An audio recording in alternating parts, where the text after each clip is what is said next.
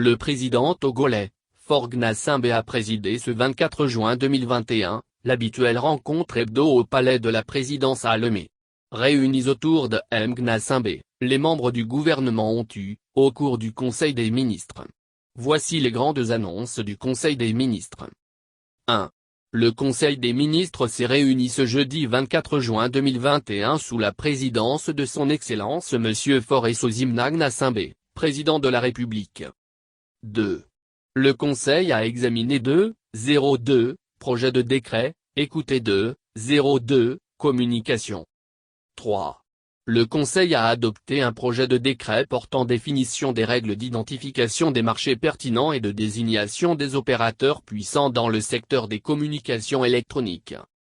4.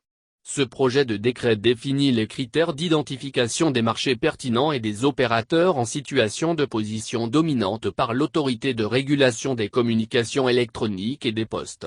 Il vise à optimiser la régulation du secteur des communications électroniques et à favoriser une concurrence ouverte entre les opérateurs.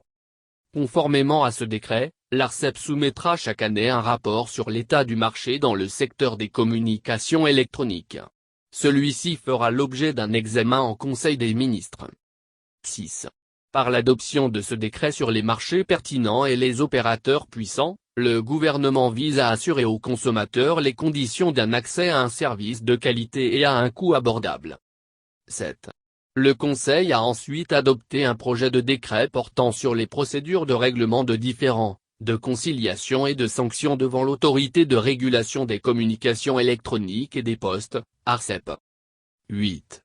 Le gouvernement a inscrit la digitalisation de la vie publique au cœur de la feuille de route Togo 2020-2025. Dans ce cadre et dans le but de concilier la protection des droits des consommateurs et les intérêts des opérateurs du secteur, le présent projet de décret vise à préciser les règles en matière de conciliation, de traitement des litiges et d'application des sanctions par l'ARCEP. 9.